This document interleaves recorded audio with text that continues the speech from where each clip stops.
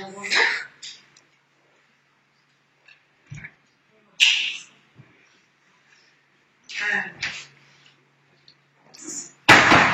Du coup, effectivement, je m'appelle Anastasia. Et aujourd'hui, je suis venue un petit peu pour vous parler de Spark. Et alors, en fait, l'idée, c'est de partir sur 7 conseils pour démarrer avec Spark. En réalité, derrière ces 7 conseils, je dirais qu'il y a 7 galères. Finalement, c'est un peu mon histoire. Mon histoire, c'est un histoire. J'ai mis mon tuteur ici.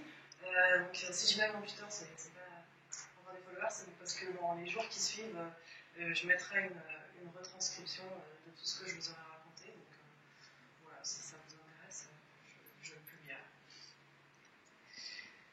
Donc, je suis en fait data ingénieur et je travaille pour Zemuka. Donc, Zemuka, c'est une SS2I qui fait pas mal de choses.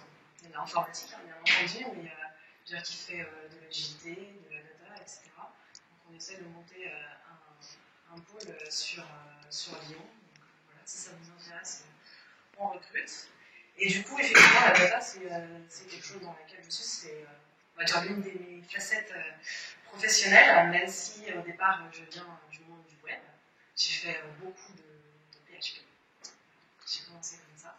Et puis, j'ai eu l'occasion et je suis passée à autre chose. Et puis, l'une de mes deuxièmes facettes, j'en profite pour faire un petit peu de pub pour une compte qui arrive, c'est tout ce qui est craft.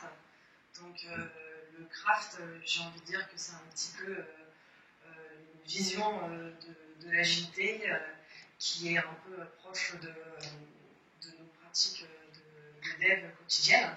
Et là, en fait, il y a une conférence qui aura lieu le 13 et 14 juin à Grenoble pour découvrir, apprendre et se perfectionner. Alors déjà, qui a déjà fait du Spark? Ok, cool. Qui en fait quotidiennement? Ok, très bien, ça marche.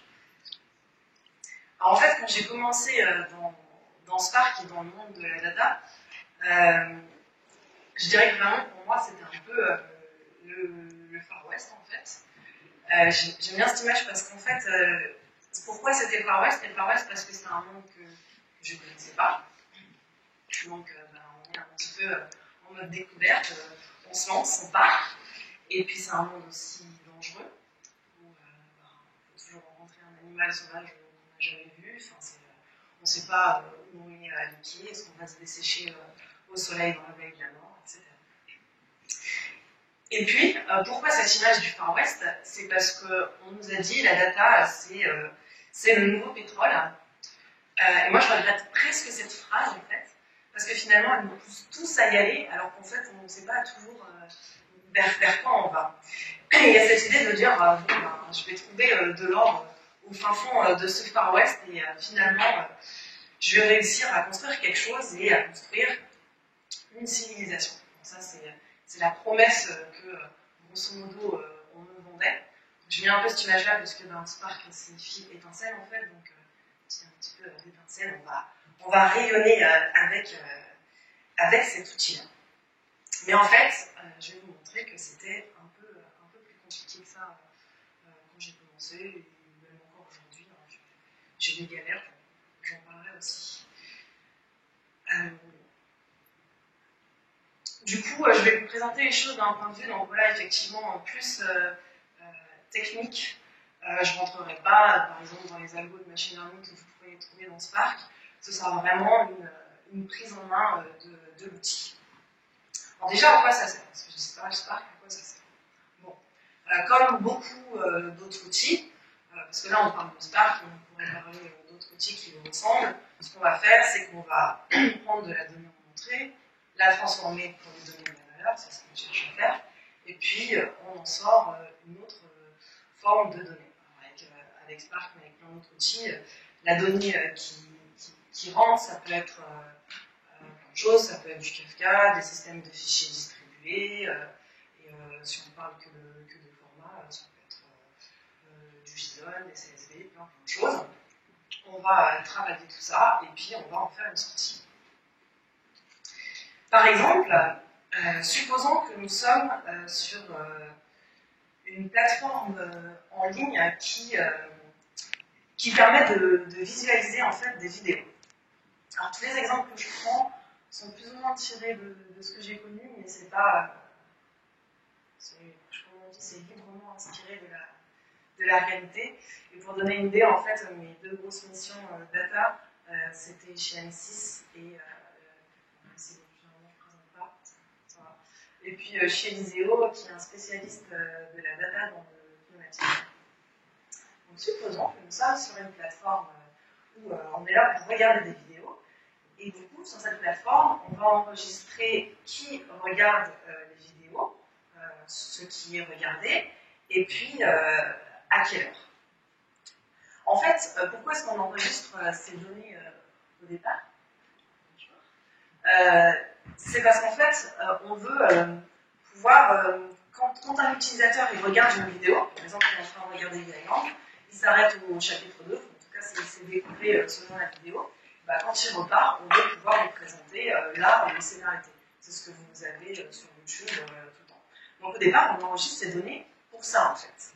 Le truc, c'est que dans le moment, on se dit, mais en fait, ces données, elles peuvent être super utiles, et on peut valoriser ces données pour ne serait-ce que connaître, mais en fait, qui sont réellement nos utilisateurs. Parce que pour l'instant, on est un peu en mode offline, mais qui sont-ils? Par exemple, est-ce que nos utilisateurs sont plutôt des addicts, des occasionnels? Quelle proportion vient vraiment régulièrement? Et puis, au-delà de la fréquence, ça peut être comment ils consomment les services. Par exemple, la catégorie que j'aime bien, c'est ceux qui viennent la nuit. Je trouve ça sympa parce qu'en fait, on peut supposer, et c'est ce que nous dirons de donner, que les gens qui viennent la nuit, ils ne regardent pas les choses de la même manière, et peut-être que du coup, ils n'attendent pas le même contenu ou la même présentation, enfin, tout un tas de choses.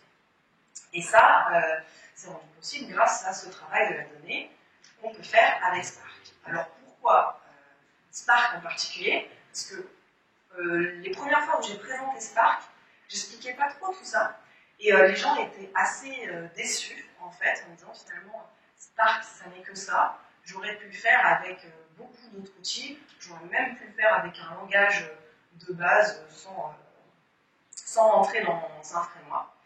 Et c'est vrai et c'est pas vrai. Ce qui est vrai, c'est que oui, on peut travailler de la donnée avec n'importe quel outil. Ce qui n'est pas vrai, c'est qu'on peut travailler de la grosse donnée avec n'importe quel outil, n'importe quelle infra. Ça n'est pas possible. Et du coup, donc je vous disais qu'on a des utilisateurs. Supposons que nous en ayons 10 millions qui viennent tous les jours. Donc on se dit, bon, ça commence un peu.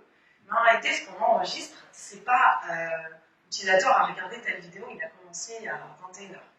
Non, ce qu'on enregistre en réalité, c'est plutôt, il a commencé à 21h, il a fait une pause tout de suite après. Là, il a sauté tel passage. En fait, ça donne plein d'événements et ça donne plein d'informations qui donnent beaucoup de données au final. Et Spark va nous permettre, du coup, de travailler cette donnée sur différentes machines. Il va vraiment splitter le travail sur différentes machines, parce qu'après tout, on peut très bien travailler 10 utilisateurs, je dis n'importe quoi, c'est un chiffre comme ça, 10 utilisateurs sur une machine, puis 10 autres utilisateurs en parallèle, 10 autres utilisateurs sur une machine, et 10 autres utilisateurs sur une machine. Donc là, on en fait 30 en même temps sur des machines séparées. Et c'est tout l'intérêt de Spark qui permet ce calcul de manière distribuée. Il y a aussi la particularité de travailler en mémoire, ce qui fait qu'il est assez performant et qui nous permet de faire des choses qu'on aurait pu faire avec un outil classique, mais de manière plus performante. Alors, tout au long de cette présentation, du coup, je vais prendre un cas d'usage pour qu'on puisse suivre un petit peu tout ce qui va se passer. Et du coup, mon cas d'usage, c'est les prix de diamants. Supposons que nous soyons un vendeur de diamants, par exemple un vendeur chinois, et nous voulons nous implémenter sur le marché européen du diamant. Le truc, c'est que on a un peu pas de repères, c'est pas trop chez nous. Donc du coup, on se dit, on va étudier ce marché. Donc, comment étudier ce marché?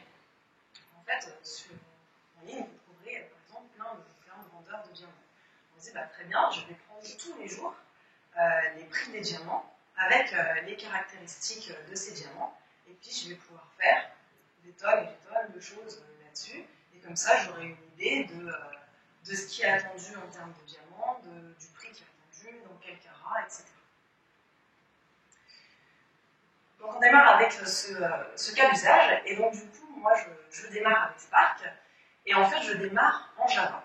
C'est déjà un premier problème pour moi, parce qu'en fait je viens du monde PHP, donc du monde de l'interpréter où ça ne compile pas.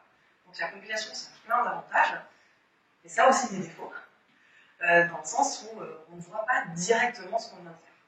Du coup, moi, ça me perturbait pas mal, et puis je ne connaissais pas Java, je ne comprenais rien au monde de la data. Donc il fallait monter là-dessus, je ne comprenais rien à Spark. C'était franchement un peu compliqué. J'ai galéré sur mon IDE, j'ai essayé de lancer des tests, c'était pas terrible. Puis à ce moment-là, je ne savais même pas encore trop comment tester.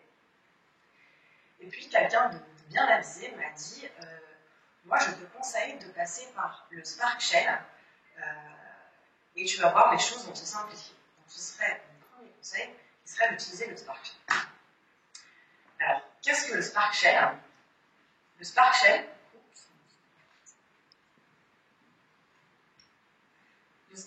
en fait, c'est un outil en ligne de commande qui va lancer du Spark avec du Scala. Vous voyez, ou je peux mettre plus...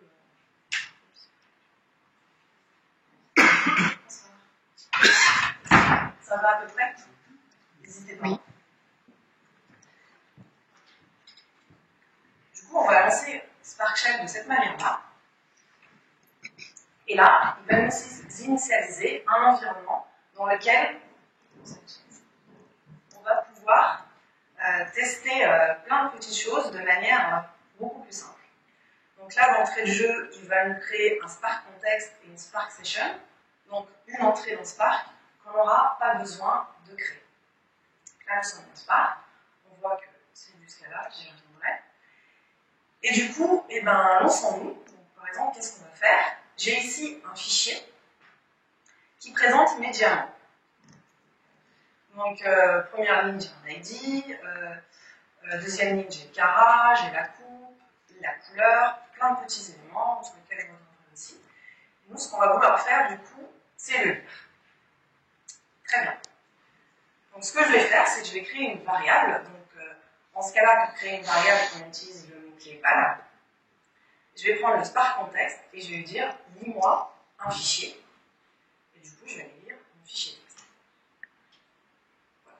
Donc là, ça me crée une RDD de string. C'est un objet qu'on a dans Spark.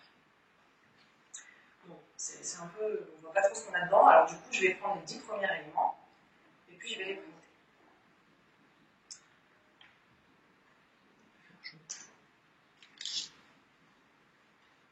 J'ai entendu quelque chose que j'y viendrai. On peut faire chaud. Pas sur celui-là. Mais j'y viendrai. Donc du coup, là, j'ai mes 10 premiers éléments. Et là, du coup, on voit que pour chaque élément, en fait, j'ai une ligne avec des virgules. Ok, très bien. Supposons que nous sommes, notre cible, c'est les diamants de plus de 1 carat. Ce qu'on va faire, c'est qu'on va déjà filtrer nos éléments. Donc, pour filtrer nos éléments, on va prendre ce diamond, et puis on va dire, je veux un filter. On applique la fonction de filter à notre objet, et puis on va lui passer une fonction. Donc, dans cette fonction, donc, là, on a vu qu'on avait des lignes avec des virgules, donc c'est pas terrible, il va falloir qu'on lui donne une autre forme, donc on va en faire un array. On va le splitter, ce qui va nous donner un array.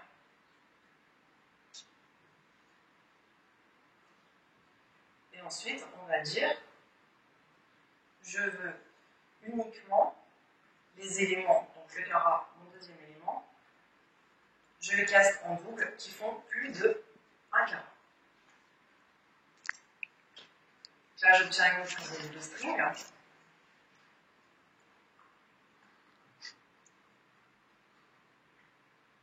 Je prends les 10 premiers éléments et je les imprime simplement pour voir. Voilà. Ok, mais en fait, nous, ce qui nous intéresse, c'est les prix. Ok, bah, cette fois-ci, on va faire non pas une fonction de filtre, mais une fonction de map où on va prendre chaque ligne et puis n'en sortir que ce qu'on veut. Toujours en reprenant notre premier élément qu'on a créé qui est ailleurs. Donc là, on fait une fonction de map.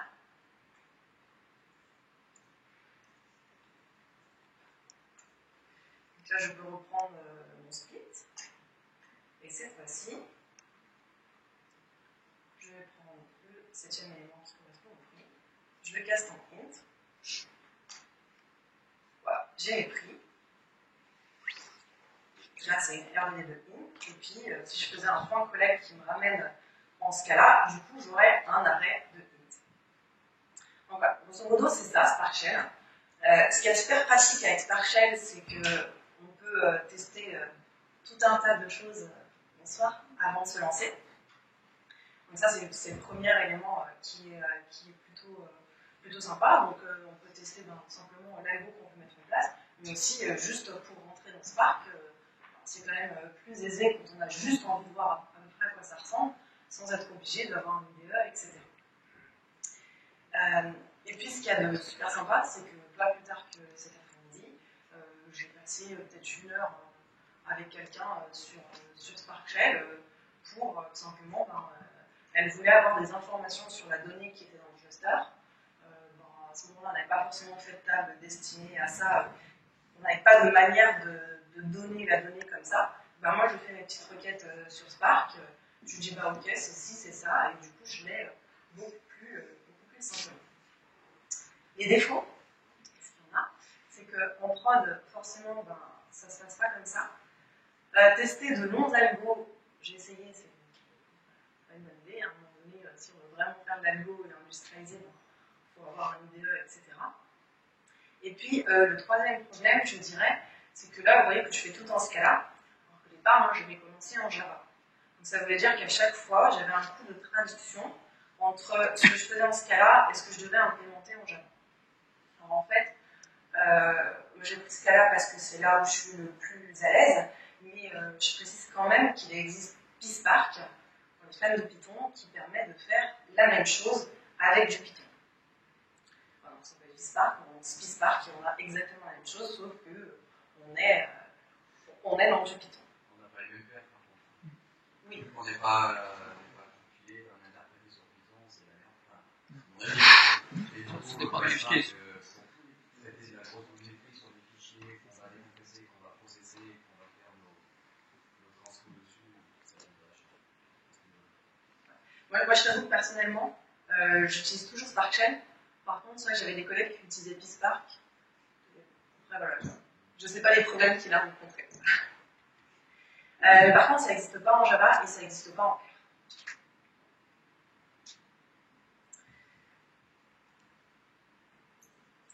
Donc ça, c'était plutôt mon premier point.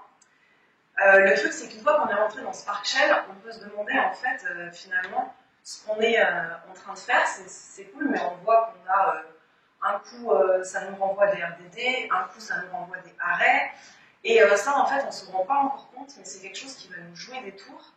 Et je dirais, pour moi, c'est un peu les deux grands éléments qu'on trouve dans Spark, c'est les transformations et les actions, qui constituent du coup l'API de Spark, et qu'on a manipulé là, mais dont on ne s'en est pas rendu compte.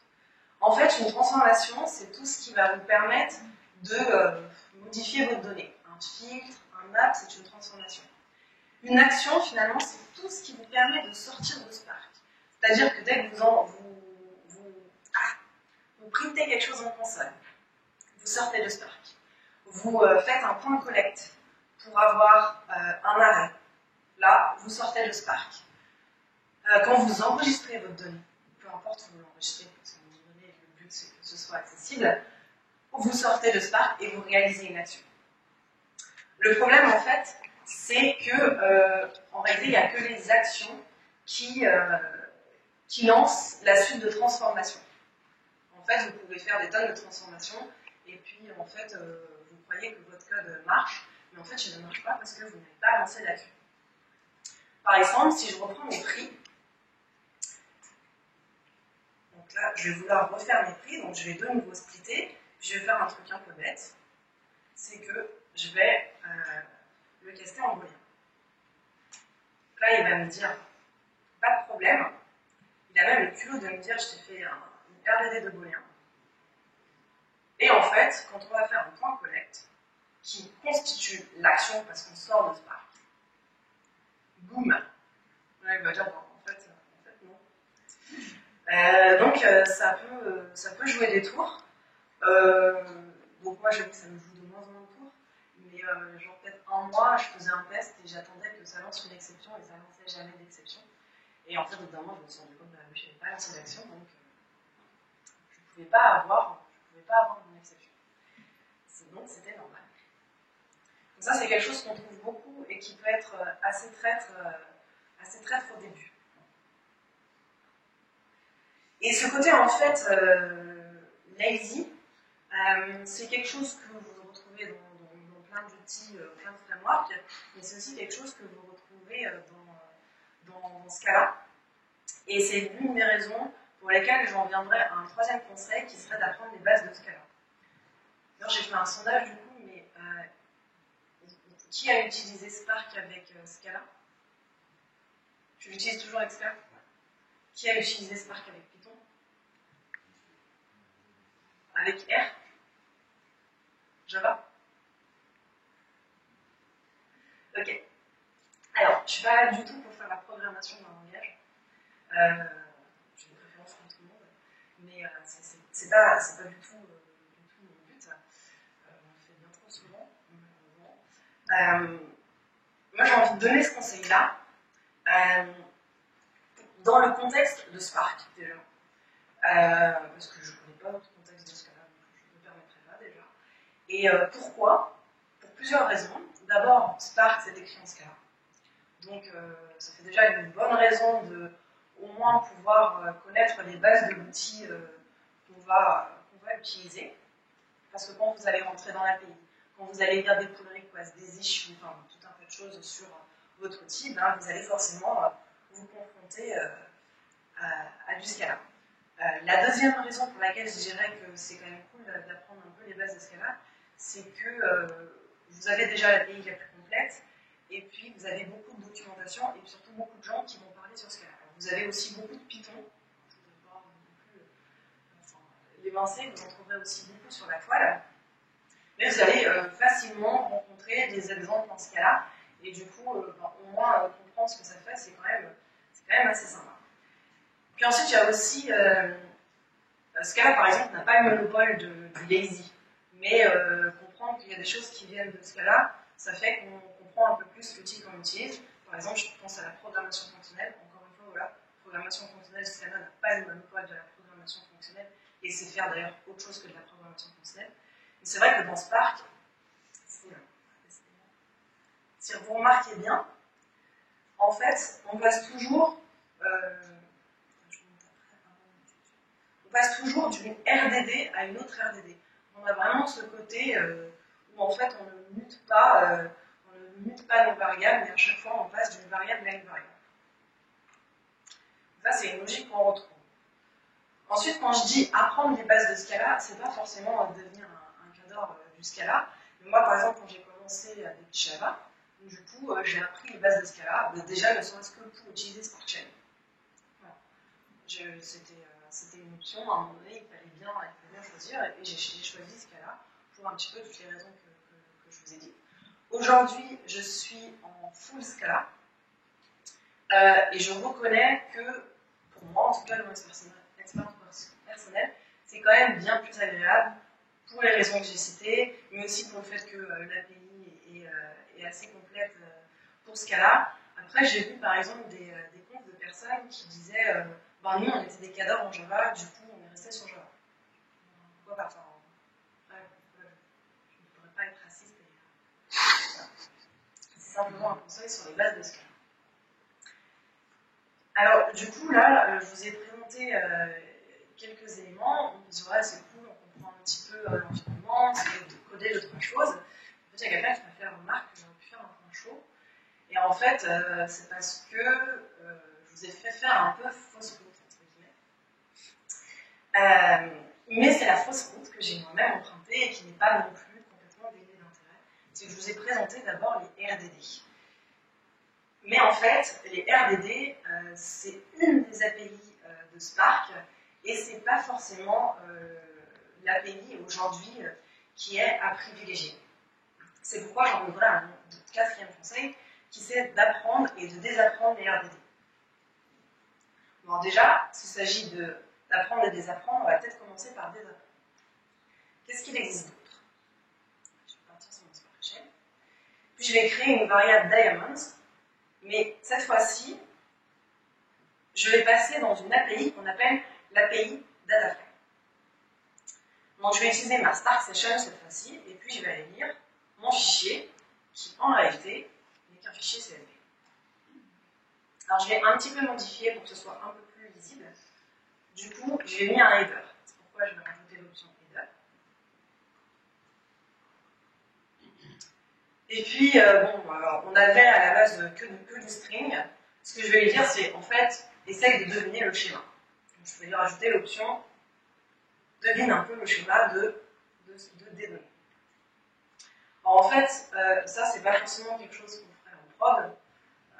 Nous, on a plutôt tendance, quand on est face à ce genre de situation, qui n'arrive pas si souvent ça, en fait, de spécifier vraiment le schéma.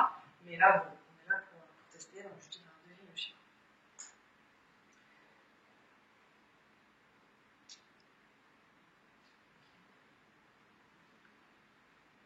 Donc là, j'obtiens une data frame, donc il y a un autre objet de Spark. Et ce qu'il y a d'assez cool, c'est que cette fois-ci, je peux faire un point chaud. Et mon point chaud me donne des choses quand même tout de suite plus claires. Donc le point chaud, en fait, va nous imprimer les 20 premières lignes. Donc c'est plutôt sympa. Donc déjà, j'ai rajouté un header. On voit un petit peu ce qu'on manipule, les caractéristiques des diamants qu'on manipule. C'est quand même un peu plus lisible, ce côté un peu colonial. Et puis, en réalité, on a aussi un schéma associé. Voilà. Il va nous décrire le schéma, il va nous dire, en fait, la première colonne n'est pas nommée. Après, j'ai un carat qui en fait le double, etc. Tout plein de petits éléments. Et si on essaye de faire les mêmes choses que ce qu'on faisait tout à l'heure, c'est-à-dire récupérer les carats les plus hauts, on va reprendre notre élément diamonds, on va appliquer aussi une fonction de filtre, sauf que cette fois-ci, on va mettre une string et on va récupérer juste les carats qui sont les plus élevés.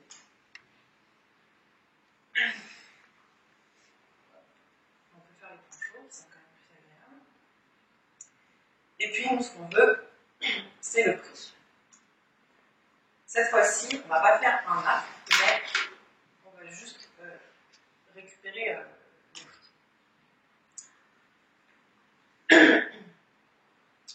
Et voilà, on a le prix. Alors, ce que j'aime bien avec cette API, c'est qu'on a quelque chose de tout de suite plus expressif et de beaucoup moins bas niveau. On est un peu plus quelque chose d'un peu plus tout de suite métier qui ressemble, en tout cas dans une logique SQL qui nous rend les choses tout de suite beaucoup plus expressives. Le problème, c'est que, je ne sais pas si vous vous rappelez, mais on avait des RDD de string, on avait des RDD de volume. Là, on a des data frames. Bon, on ne sait pas ce qu'elle contient. Puis en fait, je lui dis select price, peut-être que ça n'existe pas. Mais ça, il ne sera que quand je vais passer au runtime. Pareil pour filter. Il y a des choses qu'il va avoir du mal à voir à la compilation, tout simplement. Du coup, ce qu'on peut faire, c'est passer dans une autre API de Spark qui collabore avec les data frames, qui sont les datasets. Les datasets, elles vont fonctionner avec des classes. Donc là, ce que je vais faire, c'est que je vais représenter mes diamants par une classe. Donc une caisse classe, c'est une classe améliorée en scalable. Je n'entre pas forcément dans les détails. Et du coup, je vais me servir de cette classe pour créer une dataset. Je vais en fait repartir de ma data frame et je vais en fait la caster en Diamond. Et là, en fait, j'ai obtenu une dataset de Diamond cette fois-ci. Alors, ce qu'il y a de magique, c'est que tout ce que j'utilise sur une data frame, tous les selects, les filters, etc., je peux utiliser exactement les mêmes sur ma dataset. Mais c'est pas ce qui nous intéresse, puisque nous, on veut quelque chose qui, justement, à la compilation, puisse planter. Donc, ce que je vais faire, c'est que je vais refaire la même chose, toujours pareil, je filtre le cara, etc. Mais cette fois-ci avec ma dataset. Et du coup, cette fois-ci, je vais pouvoir de nouveau lui donner une fonction, sauf que c'est un diamant. Et cette fois-ci, je vais lui dire, je veux les diamants qui font plus de 1 quart. Voilà. Et puis, je veux les prix. Donc là, je reprends mon cara. Cette fois-ci, c'est une fonction de map, avec toujours une fonction à l'intérieur. Et puis, je sors le prix. Et là, c'est sur un principe j'ai la même chose, sauf que je me suis épargné des erreurs à la compilation.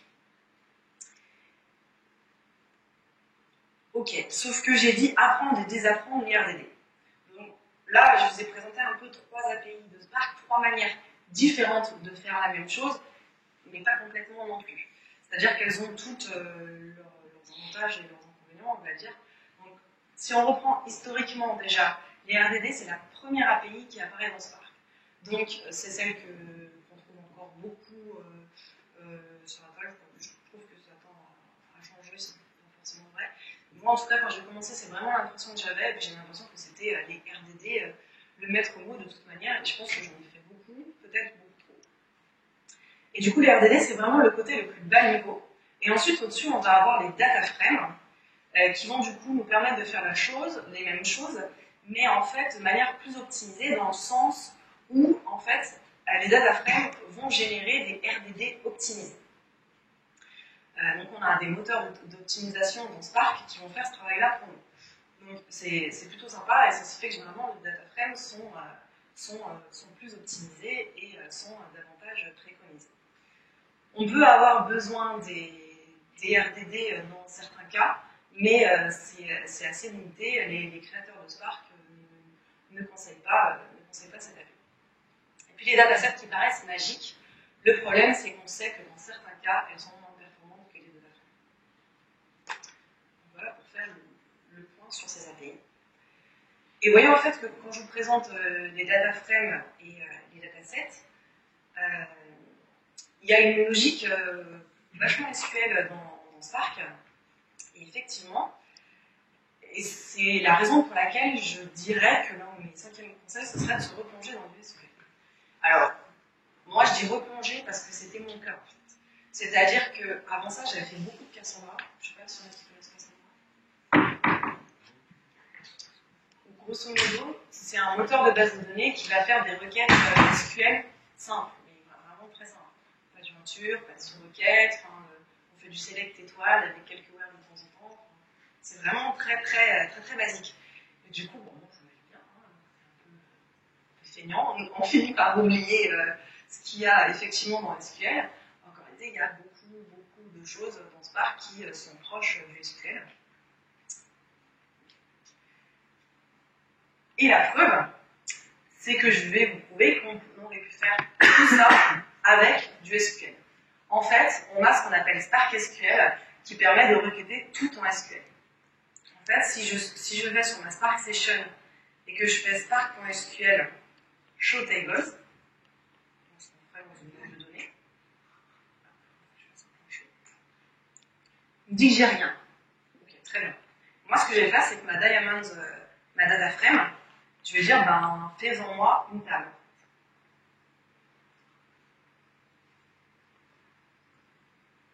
Je vais l'enregistrer et je vais en faire une table Diamond.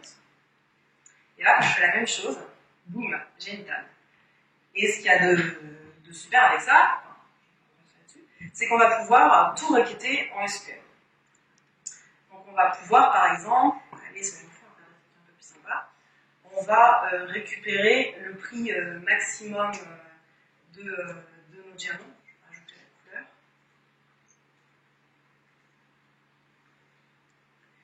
Et puis, on fait par couleur.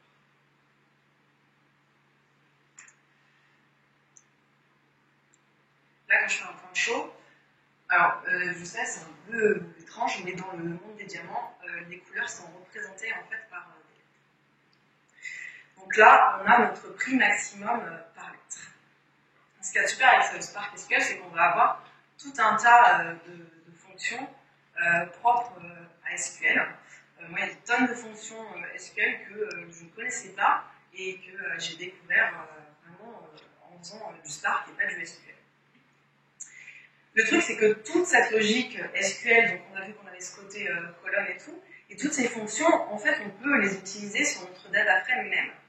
En fait, on a un package qui est Spark SQL.function, vous remarquez Spark.SQL, où on va avoir toutes nos fonctions.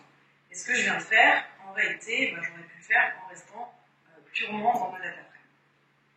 Je peux faire groupe avec color. Je vais dire, je veux une agrégation. J'utilise la fonction max qui me vient en fait de toutes nos fonctions. Je dis, c'est sur le prix que je veux le faire.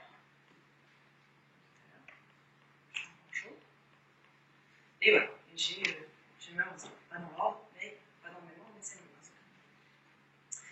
Donc il y a cette logique SQL qu'on retrouve dans Spark. Et du coup, personnellement, j'ai tendance à la trouver un peu magique, mais dans tous les sens du terme. Magique parce que j'ai vu plusieurs cas d'utilisation où il y a des personnes qui ne sont pas développeurs et qui ne sont pas du tout amenées à l'être et qui ne veulent même pas apprendre Spark, ou alors qui sont sur d'autres développements mais qui ne veulent pas apprendre Spark, et qui du coup vont pouvoir quand même participer à tout ce travail de la donnée en envoyant des requêtes SQL qui vont ensuite être industrialisées automatiquement dans un workflow. Donc, moi j'avais un cas où il y a des personnes du marketing qui disaient moi je voudrais connaître tel utilisateur, quel est le résultat, qu'est-ce qu'on a, et ça elles sont tout à fait capables de faire une requête SQL. Et grâce à Spark SQL, on va pouvoir l'exécuter, l'industrialiser aussi, enfin vraiment donner vie à quelque chose qu'on n'aurait pas pu donner sans ce Spark SQL, ou alors si, mais en codant. L'effet un peu pervers de tout ça, et dont je m'étais déjà rendu compte, et dont je me rends compte que moi-même, parfois je tombe dedans, je me suis fait la réflexion récemment, c'est qu'en fait, dans le SQL, on a l'impression que c'est facile, mais en fait, on cache pas mal de métiers. Et du coup, il y a plusieurs cas. Du coup, il y a des gens qui vont dire ça, c'est du SQL, donc je ne teste pas. Donc ça, on va dire, c'est un peu les cas pires, mais des fois, on ne se rend pas compte. On se dit, oui, ça, c'est les requêtes du marketing, alors je ne teste pas. Donc en fait, la requête du marketing, elle fait la terre entière, et finalement, on ne sait plus trop ce qu'elle fait. Donc, c'est un peu dommage. Et puis, au-delà de cet aspect, je cache du métier, c'est qu'on ne peut pas passer au debug, par exemple, sur une requête SQL, alors qu'on pourrait le faire avec une data frame qu'on fait avancer au fur et à mesure. C'est l'effet, je dirais, un peu. Mais ce qui est cool, c'est qu'au-delà de faire du Spark SQL, on a quand même cette logique SQL qui est là et qui nous apporte tout un tas de fonctions.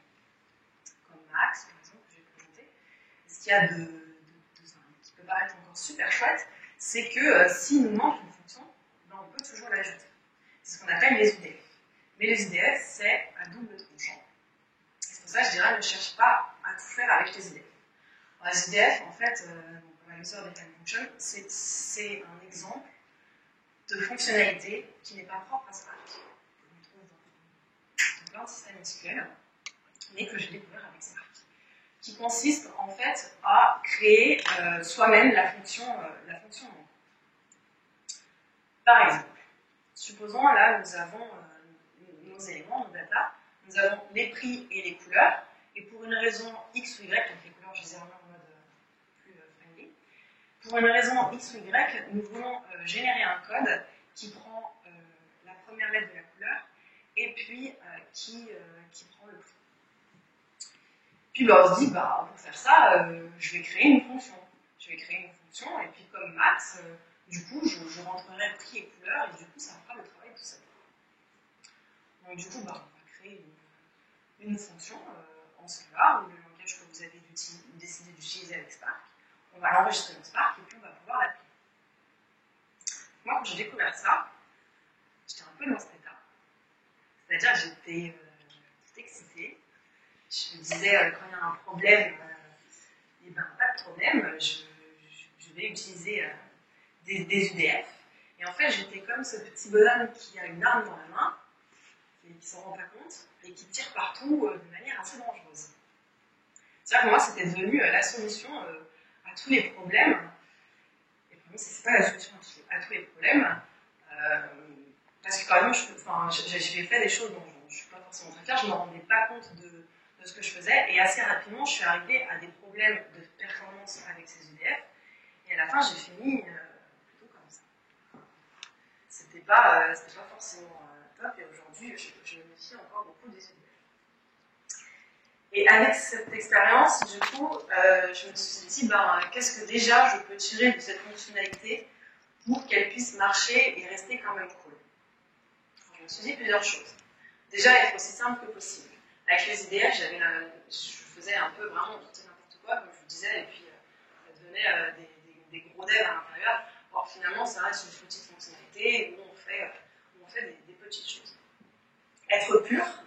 Alors là, pour le coup, c'est vraiment l'idée de pas d'effet de bord, au sens où j'ai une donnée en entrée, j'ai une donnée en sortie, et ça doit toujours être la même chose. Je ne dois pas faire un appel à une API distante, je ne dois pas faire un appel à une base de données, un truc dans n'importe quoi, je dois vraiment rester dans quelque chose de simple et puis tester. Alors ça, c'est assez paradoxal parce que les UDF, c'est un peu comme le code SQL, on se dit que c'est simple, donc du coup, je vois des cas où les gens se disent, je vais tester. Si on l'a fait à un moment donné, c'est que ça n'existait pas avant, donc c'est qu'on peut quand même vérifier que parfois c'est pas n'importe quoi. Et paradoxalement aussi, je trouve aussi beaucoup de gens quelques personnes en tout cas, qui m'ont dit être très attirés par le côté UDF, parce qu'en fait c'est relativement facile à tester par rapport au reste de Spark. Mais en tout cas, si on en fait, l'idée serait plutôt de tester. Mais même au-delà de ça, j'ai créé des problèmes de performance dans les IDF. Ce n'était pas à cause de la fonctionnalité, je ne vais pas taper sur l'outil. Mais par contre, c'est vrai que c'est pas la fonctionnalité la plus optimisée de Spark. Elle n'est même pas optimisée, et les créateurs de Spark disent que c'est un peu une boîte noire pour nous, et du coup, on ne l'optimise pas forcément. On l'optimise pas. Du coup, ça peut être... voilà, c'est une fonctionnalité qui peut être un peu traître. Alors, du coup, je vous ai parlé plusieurs fois des tests, et effectivement, je pense que vous avez peut-être compris que c'est un sujet super important pour moi, et je considère que malgré tout ça, en fait, malgré tout ce que je vous ai présenté, on n'est pas apte à développer avec Spark, parce qu'on ne sait pas tester, et du coup, tant qu'on ne sait pas tester, on n'est pas capable de développer. Le problème, c'est qu'avec Spark, moi personnellement, il a fallu que j'ouvre mon esprit. C'est-à-dire que peut-être que parce que j'avais pris mes marques, mais en tout cas, quand j'étais en PHP, je me disais jamais, ça je ne peux pas le tester. J'avais pas ce genre de difficulté en fait. Je testais tout et puis c'est tout. Enfin, il n'y avait pas de... C'était vraiment... J'avais pas ce problème-là. Et avec Spark, j'ai eu pas mal de problèmes. Pourquoi? Je vais vous présenter un cas. Un premier cas. Donc là, nous avons une classe, donc classe Diamond que j'ai un petit peu simplifiée. Nous allons lire le fichier CSV, en créer une dataset. Et puis sur cette dataset, nous voulons récupérer le prix. Donc là, on se dit, ça, c'est assez facile à tester, parce qu'on va pouvoir l'extraire dans une fonction. Donc la fonction selectPrice, qui prendra le diamond et qui n'en ressortira que le prix. Et on pourra du coup l'appeler dans une fonction math. Donc là, on a vraiment extrait ce qu'on voulait tester. Et du coup, cette partie-là, selectPrice, et assez facile à tester, dans le sens où, à partir du moment où on sait faire des tests, on a un environnement de test, on va pouvoir tester sans trop se prendre la tête. Et on va pouvoir rester, surtout en fait, dans du Scala pur, donc on voit le langage que vous avez décidé d'utiliser, et Spark ne va pas interférer avec nous. Parce que Diamond, c'est une classe de Scala, et puis c'est tout. Le problème, c'est que souvent, on va faire des choses un peu plus touchy. Supposons par exemple, toujours le diamant, avec la couleur et le prix, et nous voulons voir si nous pouvons établir une corrélation entre les prix, les diamants par exemple, qui se vendent par rapport à leur couleur et les couleurs tendances du moment. J'ai d'un côté les diamants avec les couleurs et les prix, et de l'autre côté, j'ai les couleurs tendances du moment. Qui aurait décidé que c'était ça les couleurs tendances du moment. Donc le vert, c'est la couleur tendance, donc il y en a plusieurs qui sont en vert. Rouge, quels sont ça? C'est vraiment au hasard hein, que j'ai choisi ça. Et disons qu'on va essayer de les faire matcher pour voir si on peut en sortir quelque chose. Du coup, ce qu'on va faire, c'est qu'on va vouloir en sortir les prix des éléments qui sont très musiques, qui sont bien à la mode. Donc on va joindre nos deux objets, ça va nous créer une data frame. On va filtrer pour avoir les éléments les plus tendances, on va dire au-dessus de 5. On va sélectionner le prix et on va le caster dans notre dataset de résultats au final. Bon, là, je vais un peu, j'essaie de simplifier, mais en fait, ce que je veux juste montrer là-dedans, c'est qu'assez rapidement, vous allez avoir besoin de votre Spark Session pour faire des tests. Alors, il y a plusieurs solutions pour régler ça. La première solution, c'est qu'on se dit, bon, bah, naturellement, on va la manquer. Alors, je m'y suis essayée, je ne suis pas la seule à m'y être essayée. Ça marche dans des cas quand même, mais il y a quand même pas mal de cas où d'un moment on se rend compte qu'on est en train de faire tout Spark et c'est un petit peu relou.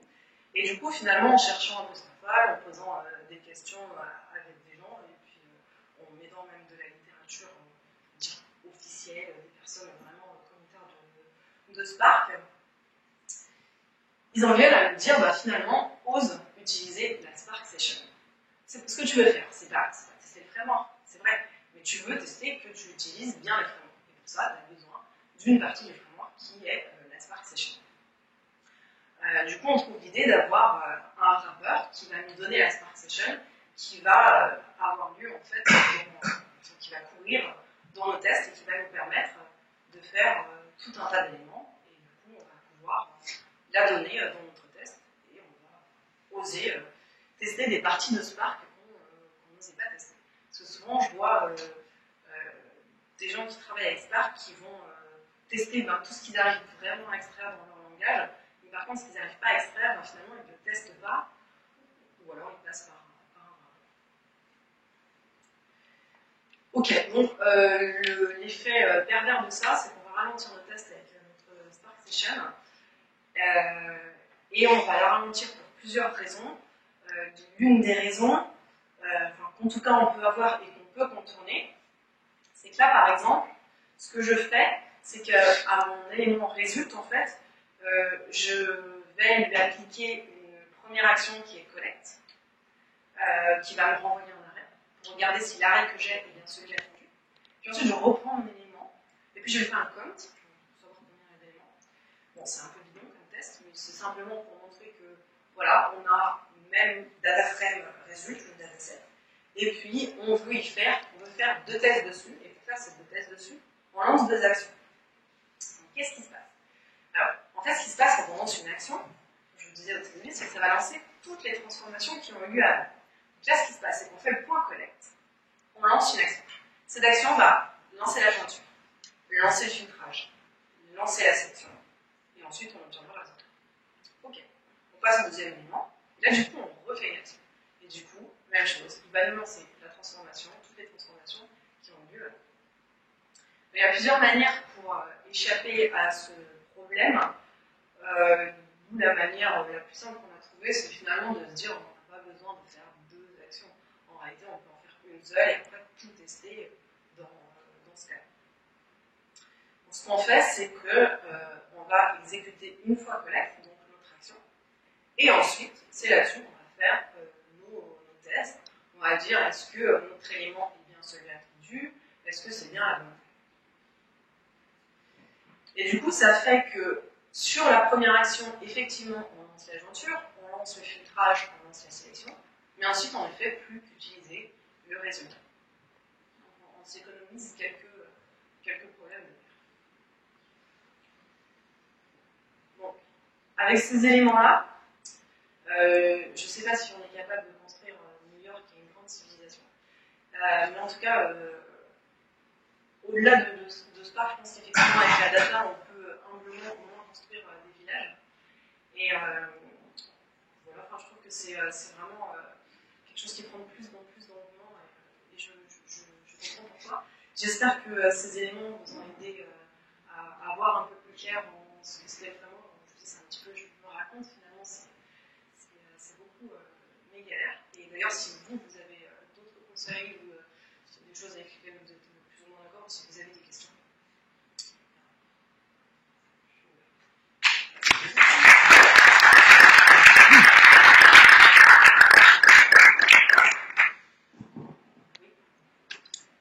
Ouais, je suis globalement d'accord sur le conseil. Sur les RDD, je fais un plus catégorique. Oubliez RDD. Oubliez. Vous n'en avez pas besoin. C'est juste, si vous êtes un expert Spark, pour un besoin très très particulier, vous pouvez l'utiliser. Sinon, oubliez-les. Ça, c'est pas performant, ne bénéficiez pas les optimisations que Spark fait là-dessus. Sur les tests, il y a Library qui permet de faire des tests unitaires sur Spark, ça marche très bien. Il n'y a pas de problème. Ça s'appelle le Spark Test Base. On peut même coder un TDD avec Spark, ce que j'ai fait.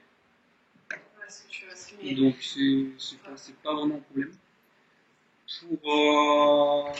Et aussi un conseil, avant de coder quoi que ce soit avec Spark, comprendre ce qu'il fait derrière, comment il distribue le travail, qu'est-ce que c'est un driver, qu'est-ce que c'est exécuteur, qu'est-ce que c'est les stages, les shuffles, etc. Sans comprendre ça, vous allez faire de la merde, c'est sûr. En fait, c'était l'un de mes points, mais après, je trouvais que c'était trop gourmand et du coup, j'ai enlevé. C'était pas le meilleur choix, mais il a pensé au début. C'est vrai que cette notion, cette dimension distribuée avec tout ça, effectivement, très rapidement, on va trouver des problèmes. C'est vrai. Il va ramener les shuffles, il ramène tout sur un seul des nœuds pour faire l'opération en question. Donc pas un join ou un CD. Il a tout ramené la donnée qui est partitionnée. Donc du coup, si vous n'avez pas intégré votre dataset, on débute tous les autres. Je pense que mes premières erreurs, c'était des exécuteurs Lost. C'était quoi? Des exécuteurs Lost. Ouais, assez rapidement. Il faut savoir tout de suite, en fait, effectivement, c'est pour la répartition, tu fais comment? Parce que moi, c'est plus ou moins toujours vu. Ouais, ça m'a l'air bien de répartitionner, mettre une répartition de 10 en coalesce de 10 par exemple, et on va avoir un dé de 3. Et tu as une technique ou pas? C'est aussi expérimental. Après, on est pas mal sur quelque chose à la journée. Je suppose que c'est pareil pour chez vous, donc il y a déjà cette répartition-là qui se fait d'elle-même. Et ensuite, ça dépend. Moi, j'ai une question simple. Est-ce qu'on peut facilement mélanger du Spark avec d'autres choses? Puisque du coup, j'imagine qu'avec les RDD, non. Enfin, RDD ou DataFrame, pas forcément. Tu penses à quoi? Typiquement, en fait, pour du pré-processing pour TensorFlow ou des choses comme ça. Du coup, il faut passer par du Python et faire chez nous. Oui. Alors, moi, je l'ai jamais fait. Je pense qu'il y a des gens qui le font. Spark embarque déjà. Oui, par contre. C'est l'hybride de machine learning. Oui, mais par contre, je nuancerais. Parce que bon, du machine learning, et on s'est rapidement trouvé face à des limites qui a priori ne sont pas dans le sens. Donc je peux comprendre le besoin d'allier les deux, mais je l'ai jamais fait. Donc je te dirai des bêtises. C'est un peu simple dans le même sens que précédente. Là, tu as parlé de faire des clusters de machines. Quand tu as des clusters de machines, c'est forcément du CPU. Ou est-ce qu'on peut aussi parler de GPU dans ce cadre-là, par rapport à TensorFlow typiquement? En fait, je m'occupe pas trop de la partie Ops. Donc c'est pareil. Ça dépend. C'est quelqu'un. Tu vas avoir un cluster où soit tu as Kubernetes et tu vas avoir des pods de CPU et GPU, et comme ça tu peux splitter, tu peux envoyer ta charge sur le GPU. Soit tu as un cluster Hortonworks ou Nera qui tourne et tu as des machines GPU sur lesquelles tu vas cibler. Ou alors après. Et pour cibler avec les GPU, je vais faire la pub en train de bien, mais c'est Apache XNet qui fait TensorFlow. Enfin, sur les MS tout mieux. Mais non, du coup, il est en Scala. Et en fait, il est aussi bien pour du machine learning avec du NLP, il y a plus hybride NLP, et il y a des computer vision après. Et du coup, tu restes dans l'univers Scala, puis du computer vision pour des machines GPU en Scala. Après, une sorte de facilement sous Scala ou... Je sais pas. En gros, sur Spark 3, ils sont en train de travailler sur le fait d'avoir des jobs qui sont aware des ressources. Donc, en fait, ça permettrait de, en fonction de la typologie du job, d'utiliser plutôt des ressources Kubernetes qui sont plutôt orientées GPU ou CPU, et donc d'avoir un couplage beaucoup plus fort entre la partie exécution et la partie Spark. Mais pour l'instant, c'est ça. Je me suis dit, je ne sais pas ton prénom, mais. Boris. Comment Boris. Boris, c'est Boris sur la partie avec le driver et les exécuteurs. Et du coup, tu vas allouer un CPU RAM à ton application Spark. Et du coup, si jamais il va dépasser l'exécuteur, il va dire dégage, je te crash. Et il va relancer un conteneur sur un autre exécuteur pour essayer de faire le traitement. Il va fixer des limites à ce niveau-là. Et c'est toi, en tant que dev, qui connaît, et puis après, qui ajuste les ressources. On parlera peut-être autour des pizzas. Est-ce que vous avez d'autres questions pour Nastasia, peut-être directement? Moi, j'en ai peut-être une aussi, parce que quand on parle de performance, on parle effectivement de tes slides. On les mettait pour tout de suite à du CPU, mais moi, de l'expérience que j'ai de gens qui font du Spark en prod, c'est souvent de la RAM, en fait, qui manque. C'est beaucoup des gros problèmes de RAM. Donc, est-ce que c'est ton expérience aussi? Oui, en fait, Spark qui travaille beaucoup en RAM, du coup, naturellement, c'est un problème que je trouve beaucoup. Mais après, ça dépend. Au départ, j'ai envie de dire, on avait beaucoup de problèmes de performance. Et puis aujourd'hui, honnêtement, ça fait longtemps que je l'ai pas vu. Parce que tu apprends et puis tu prends sur le truc. Puis c'est vrai que la manière dont tu vas configurer tes exécuteurs et tout, il y a une partie que tu vas tester, mais il y a aussi quand même quelques règles qui sont énoncées pour quand même t'aider.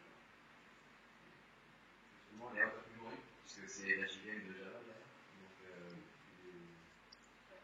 tu gères comment, si tu en as plus en Spark, oui, alors en fait, moi, les deux gros problèmes que j'ai, les deux grandes causes, c'était à un moment donné, on avait une infra qui, de toute manière, était trop faible pour ce qu'on voulait faire. Voilà, donc là, c'est la faute de l'outil.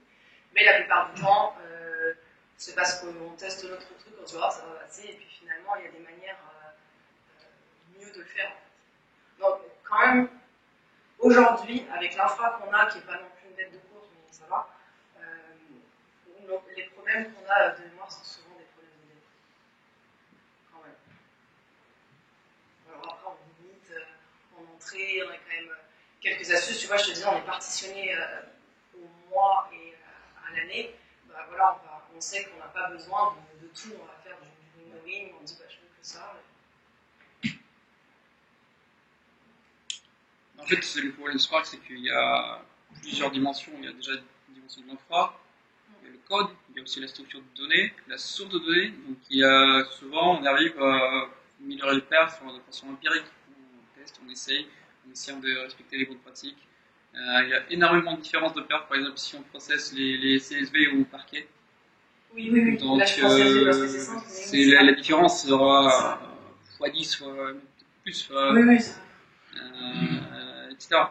En plus, le Spark, utilisant un data frame, il est capable de faire les push-down filters, ce qui veut dire qu'il va savoir dans le traitement tu filtres, qu'est-ce que tu filtres, et donc du coup toucher le filtre dans la source de données. Si c'est une base de données, il va faire le filtre sur la base de données pour ne pas remonter toutes les données, etc. Mais il faut faire attention parce que typiquement en utilisant des datasets de cette façon, de la façon dont tu le fais, il ne va pas faire du push-down. Est-ce qu'il y a d'autres questions pour Anastasia du coup? Je suis désolé si vous l'avez dit en présentation, mais le source de données, c'est quoi? Dans la vraie vie? Le mieux, c'est de marquer. Dans la vraie vie, la base de la base, c'est très proche en fait, c'est une base de données. C'est une base de données, à la base, donc là, c'est pas distribué pour le coup, on ingère. Et ensuite, on est sur du système de fichiers distribués, et là, on fait nos vrais traitements. Okay. C'était ça la question, non, c'était pas ça. Oui. Ou c'était fonctionnel. Exactement, HDFS. C'est exactement ça, HDFS. Je rebondis sur la question. Moi, quand je les prends en base de données, moi, ce que j'aime bien faire, c'est les prendre et les mettre. Ça me rappelle des data providers qui fournissent des fichiers GZ, donc là, c'est pas tout à fait. Mais c'est du CSV derrière, ou du DXT avec des limiteurs spécifiques, et du coup, je les mets en partie Snappy. Oui. Et après, je fais le traitement de là. Mais j'ai cette première étape. C'est ça, exactement. On fait exactement ça. C'est-à-dire qu'au début, on a un gros tuyau genre pas distribué, et puis après, on redevient distribué. Avec des problématiques à ce niveau-là aussi. Oui. En sortie, après, c'est pareil, on arrive à redistribuer, mais l'entrée, c'est de la base de données. Donc la gestion de données, vous l'avez faite avec Spark aussi. Oui. Mais on pourrait utiliser d'autres solutions. Enfin, on y a réfléchi, finalement, c'était plus simple comme ça. Enfin, je pense à quelqu'un.